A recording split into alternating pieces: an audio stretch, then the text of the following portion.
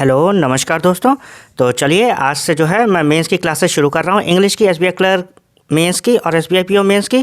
तो जो लोग भी नए हैं वो जल्दी से जल्दी जो है वीडियो को लाइक कर दीजिए। और मैं जो है आज फिलर्स लेके आया हूँ मेंस के, ठीक है, जो ये कम से कम 5 मार्क्स के आएंगे।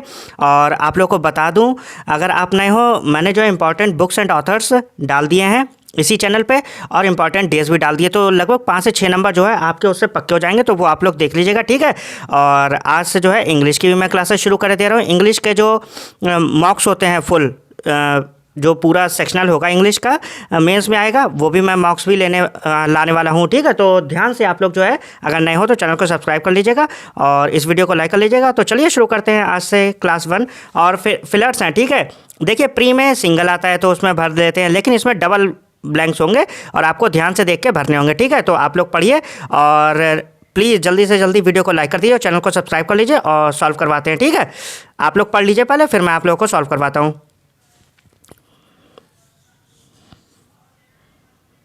ज़्यादा टाइम नहीं दूंगा, ठीक है। After a blank review it was found that many financial institutions don't have proper फिर blank in place and could unwillingly be financing illegal activities. बताइए इसमें क्या होगा। Option A periodic space, option B routine checks, option C custom timing, D schedule standard, E suddenly system. बताइए क्या आएगा। ध्यान से पढ़िए और ध्यान से पढ़िएगा, ठीक है। पूरा टाइम दीजिए, जल्दीबाजी की कोई बात नहीं है। आप 8 मिनट ले रहे हो, 6 मिनट ले रहे हो, 5 मिनट ले रहे हो, 2 मिनट ले रहे हो, लीजिए, लेकिन ध्यान से, ठीक है। जल्दीबाजी में मेंस नहीं होता है, मेंस हमेशा इत्मीनान से होता है, टाइम दे के होता है। तो आप ध्यान से पढ़िए कौन सा ऑप्शन सटीक बैठ रहा है और उसके बाद जो है आप गैस करिए, मैं आपको बताऊंगा। तब तक मैं जो है आपको इसकी हिंदी बताने की कोशिश करता हूँ, जितना ब्लैंक नहीं है उसके हिसाब से टूटी फूटी, ठीक है। जो भी ये कहना चाह रहा है वो। आफ्टर ए रिव्यू, एक रिव्यू की बात कर रहे हैं। इट वाज फाउंड दैट, तो जो रिव्यू था उसके हो जाने के बाद इट वाज फाउंड दैट, ये पाया गया मैनी फाइनेंशियल इंस्टीट्यूशंस, बहुत सारे जो फाइनेंशियल इंस्टीट्यूशंस हैं, डोंट हैव प्रॉपर, उनके पास नहीं है proper fill in the blanks. अब ये आपको बताना है दूसरे ब्लैंक में क्या होगा। स्पेस होगा, चेक्स होगा, टाइमिंग होगा, स्टैंडर्ड होगा, सिस्टम होगा, in place and could unwillingly be financing illegal activity. और वो जो है ज़बरदस्ती से, मतलब कि उनसे करवाई जा रही हैं इलीगल फाइनेंसिंग, इलीगल एक्टिविटीज़ करवाई जा रही हैं, ठीक है। बताइए इसमें क्या होगा। चलिए पहला चेक करके देखते हैं, ठीक है। आफ्टर ए पेरियोडिक रिव्यू, ठीक है, after A periodic review it was found that, एक पेरियोडिक मतलब कि जो ज़्यादातर लेते हैं, एक पर्टिकुलर टाइम के बाद रिव्यू होते हैं, तो उस रिव्यू के बाद इट वाज फाउंड दैट, ये पाया गया many financial institutions don't have proper space, proper space नहीं था उनके पास इन प्लेस। ये तो कुछ सही नहीं बैठ रहा है।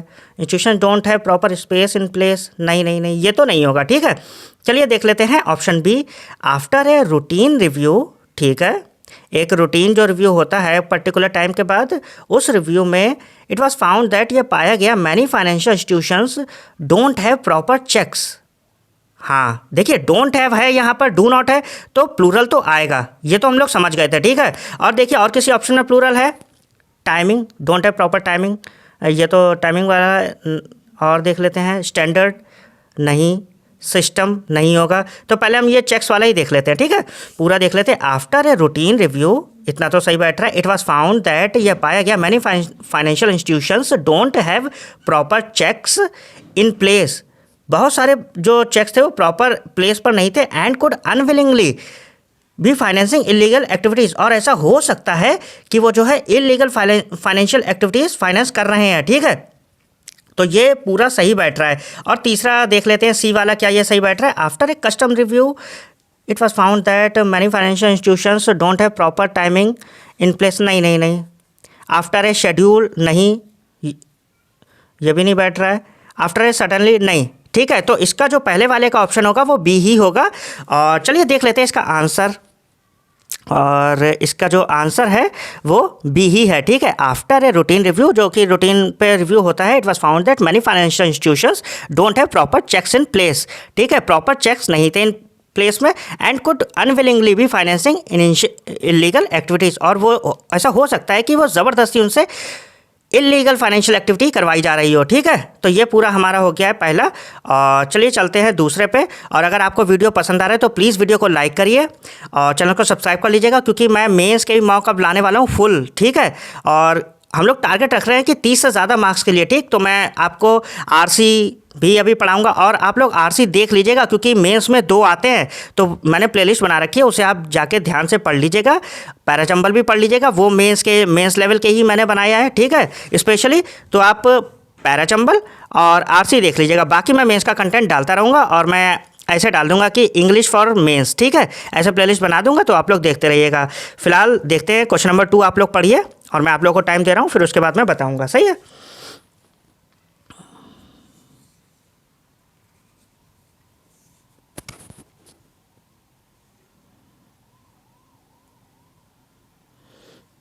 ध्यान से पढ़ते रहिए।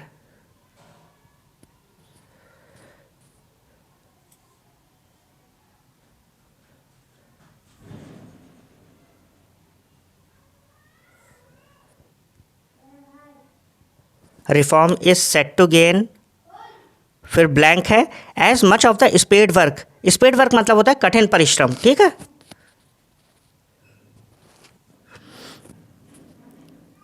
Spade work for a vibrant economy such as, फिर blank, laws on taxes and banking are under way. तो कह सकते हैं कि reform is set to gain, मतलब कि जो है जो सुधार करते हैं, बदलाव करते हैं, सेट टू गेन मोमेंटम जैसी कोई चीज़ है यहाँ पर। हाँ, मोमेंटम, एडवांटेज, स्टेम, टेम, पेस, पेस है, ठीक है। Reform is set to gain pace और as much of the speed work for a vibrant economy such as. हाँ, देखिए जो लॉज होते हैं, लॉज में क्या होता है, अमेंडमेंट ही तो होते हैं। पढ़ रखा होगा, कितने सारे आजकल हम लोग के कंट्री में हो रहे हैं, अमेंडमेंट्स हो रहे हैं। तो जो है देखिए, reform is set to gain advantage, पहले देख लेते हैं।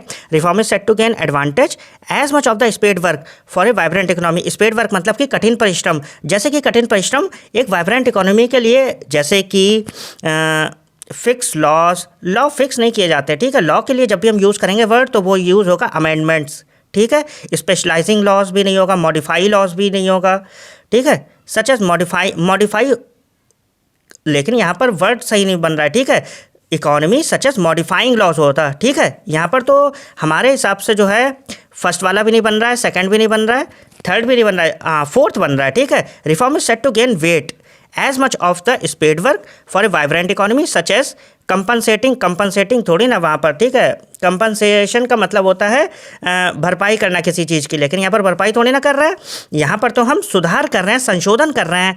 तो एग्जैक्ट जो यहाँ पर ऑप्शन मेरे हिसाब से बैठ रहा है वो डी वाला ही बैठ रहा है, ठीक है। तो देखिए, reform is set to gain pace, ठीक है। जो सुधार हैं उनमें तेज़ी आने वाली है, as much of the spade work, क्योंकि जो कठिन परिश्रम किया गया था वाइब्रेंट इकोनॉमी के लिए, एक जीवंत अर्थव्यवस्था के लिए, ठीक है। सच एज अमेंडिंग लॉज में संशोधन करना, टैक्सेस के, and banking are under way, वो कि ये सारे कार्य जो है वो चल रहे हैं, ठीक। तो ये मीनिंग हमारा सही निकल रहा है, ठीक। तो देख लेते हैं क्वेश्चन नंबर 2 का जो आंसर है वो क्या, ऑप्शन डी है। चलिए देख लेते हैं, और आंसर जो है वो डी है, ठीक है। आई होप आप लोग को समझ में आ रहा होगा, मज़ा आ रहा होगा। चलिए चलते हैं क्वेश्चन नंबर 3 पे, और आप लोग पढ़ लीजिए और वीडियो को प्लीज़ लाइक कर दीजिएगा अगर आपने नहीं कराया अभी तक, ठीक है। और आप पढ़िए, टाइम दे रहा हूँ आपको।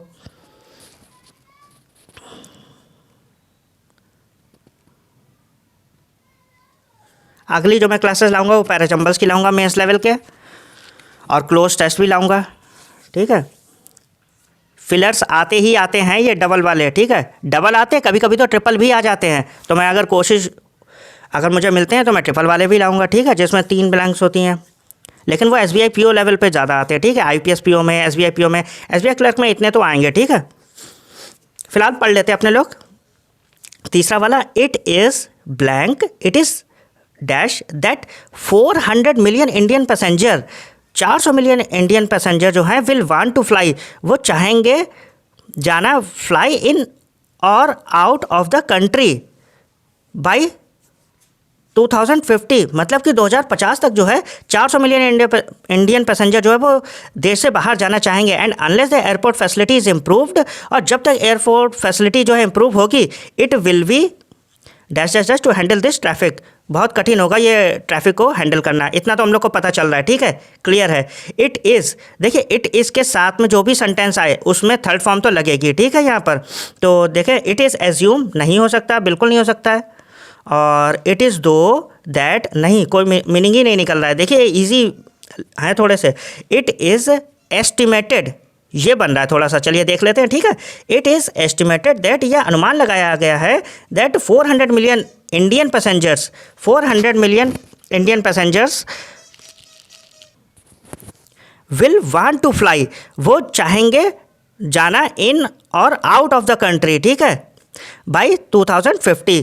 और मतलब कि जो है वो बाहर जाना चाहते हैं कंट्री से 2050 तक। कितने, 400 मिलियन इंडियन पैसेंजर्स आ भी सकते हैं और जा भी सकते हैं। Will want to fly in और आउट, आ भी सकते हैं और जा भी सकते हैं, ठीक है, दोनों चांसेस हैं।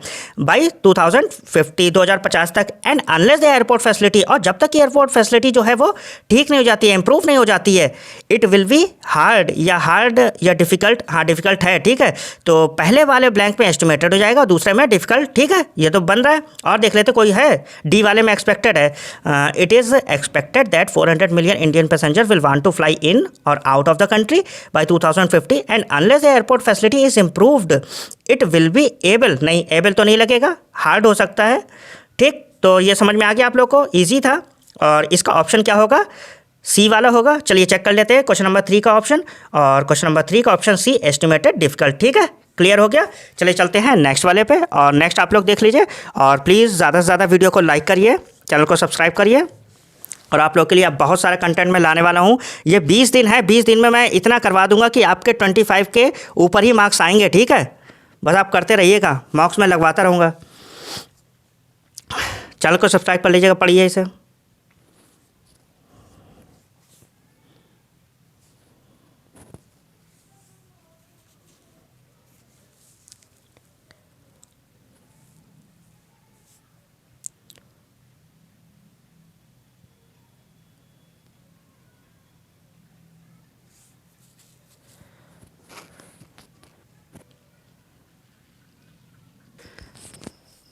हाँ देखिए, for the country as a whole more than half the population, ठीक है।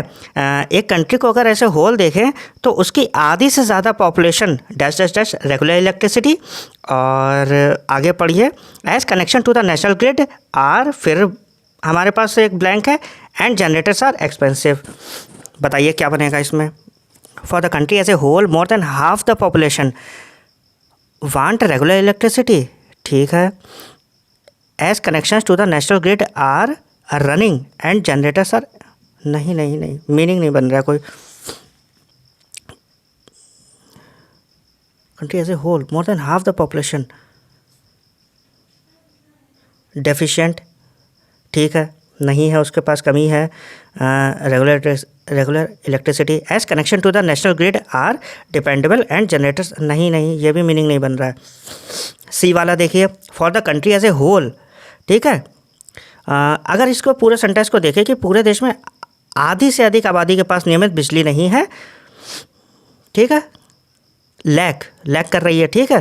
और as connection to the national grid are inviable, unviable, ठीक है। और कह सकते हैं कि जो इसका मतलब बन रहा है, जो क्योंकि जो नेशनल ग्रिड है उससे जो है वहाँ पर बिजली मिलना मुश्किल है, ठीक है, अनइनवायबल, ठीक है, कह सकते हैं अनडिज़ायरेबल, या कह सकते हो हार्ड टू फाइंड, मिलना मुश्किल है। एंड जनरेटर्स आर एक्सपेंसिव, और जनरेटर जो है वो महंगे हैं। तो फिर से पढ़ के बताता हूँ, for the country as a whole more than half the population, अगर पूरे कंट्री की बात करें तो उसमें से आधे से ज़्यादा जो पॉपुलेशन है उसके पास इलेक्ट्रिसिटी, रेगुलर इलेक्ट्रिसिटी भी नहीं है। As connection to the national grid are unviable, ठीक है, क्योंकि जो नेशनल ग्रिड है उससे जो है कनेक्शन मिलना मुश्किल है। एंड जनरेटर्स आर एक्सपेंसिव, और जनरेटर हैं वो एक्सपेंसिव है, ठीक, क्लियर हो गया। तो सी वाला ही बनेगा, क्योंकि रिक्वायरिंग शॉर्ट फ्यूमी फेडेड नहीं बन रहा है, ठीक है। तो हमारे पास इसमें सी वाला ही ऑप्शन होगा। और चलिए देख लेते हैं फोर्थ वाले का, और फोर्थ वाले का जो ऑप्शन है वो है C, lack. For the country as a whole more than half the population lack regular electricity as connection to the national grid are unviable, ठीक है, क्योंकि उससे मिल नहीं पाएगी नेशनल ग्रिड से। एंड जनरेटर्स, जो जनरेटर हैं वो एक्सपेंसिव है, महंगे हैं, ठीक। चलिए चलते हैं नेक्स्ट क्वेश्चन पे, और ये रहा आपका लास्ट क्वेश्चन, और बताइए इसमें क्या होगा, पढ़ लीजिए आप लोग।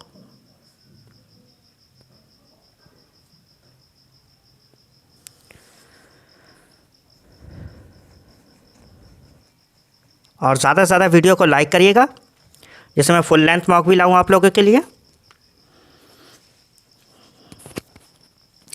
The main reason youth unemployment has risen in this region is the depth of the recession. जो रिसेशन है वो गहरा होता जा रहा है, ठीक है। पढ़िए आप लोग, सही से पढ़िए। हाँ तो पढ़ लीजिए आप लोग।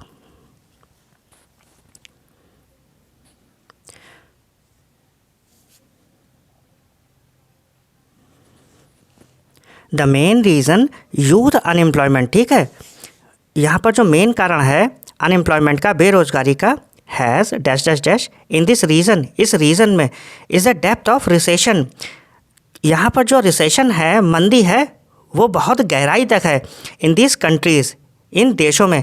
And the chances of improvement, और जो इम्प्रूवमेंट के चांसेस हैं, are dash dash dash unless government kick start their economy. जब तक कि गवर्नमेंट धक्का नहीं लगाएगी, ठीक है, ध्यान नहीं देगी, तब तक इम्प्रूवमेंट के चांसेस भी बहुत कम हैं। तो देख लेते हैं। The main reason youth unemployment has risen in this region is the depth of the recession in these countries and the chances of improvement are visible. नहीं, ये नहीं बन रहा यार। The main reason youth unemployment has fallen, गिर गया है। नहीं, गिरने की तो कोई बात ही नहीं हो रही है यार यहाँ पर, ठीक है, वो तो बढ़ रहा है, ठीक है, बेरोजगारी बढ़ती जा रही है। तो यह हटाइए, सी वाला देखिए। The main reason youth unemployment has soared, soared मतलब होता है बढ़ जाना, एकदम से बढ़ जाना। The main reason youth unemployment has soared, इतना तो ठीक बैठ रहा है। In this region is the depth of recession, जो मंदी है वो गहराई तक है इन दिस कंट्रीज़, इन देशों में। And the chances of improvement, और इम्प्रूवमेंट के जो चांसेस हैं, आर रिमोट। रिमोट का मतलब होता है बहुत मुश्किल, अल्प, कम। तो ये तो बिल्कुल ठीक बैठ रहा है। Improvements are remote unless government kick start their economies, जब तक कि गवर्नमेंट जो है वो धक्का नहीं लगाती है, ध्यान नहीं देती है, ठीक है। तो ये वाला बिल्कुल परफेक्ट बैठ रहा है। देख लेते हैं हम लोग डी वाला। The main reason youth unemployment has grown in this region is the depth of the recession in these countries and the chances of improvement are create. नहीं, सेंटेंस ही नहीं बन रहा है यार, ठीक है। और कोलैप्स्ड नहीं, तो सी वाला बिल्कुल करेक्ट है। आप लोग समझ भी गए होंगे जो मैं बताना चाह रहा हूँ, और ये सेंटेंस भी बिल्कुल क्लियर हम लोग के समझ में आ गया। तो देख लेते हैं क्वेश्चन नंबर 5 का, और क्वेश्चन नंबर 5 का जो आंसर है वो सी होना चाहिए। और हाँ, क्वेश्चन नंबर 5 का जो आंसर है सी ही है। देखिए, the main reason youth unemployment has soared, बढ़ गया है, in this region is the depth of the recession, क्योंकि मंदी की जो है वो बहुत गहराई तक इन देशों में आ चुकी है। And the chances of improvement, और जो इम्प्रूवमेंट के चांसेस हैं, आर रिमोट, बहुत कम है, बहुत मुश्किल है, अल्प हैं। Unless government kick start their economy, जब तक कि गवर्नमेंट ध्यान नहीं देती है, ठीक है। आई होप आप लोगों को वीडियो समझ में आ रहा होगा और अच्छा लगा होगा, मज़ा आया होगा। तो प्लीज़ आप लोग जो है ज़्यादा से ज़्यादा वीडियो को लाइक कर दीजिएगा, और मिलते हैं नेक्स्ट वीडियो में पैराचंबल्स की। और प्लीज़ ज़्यादा से ज़्यादा चैनल को सब्सक्राइब करिए, और आप लोग जीके भी पढ़ लीजिएगा जाके, मैंने इंपॉर्टेंट बुक्स एंड ऑथर्स भी करवा दिए हैं और इंपॉर्टेंट डेज भी करवा दिए हैं, ठीक है।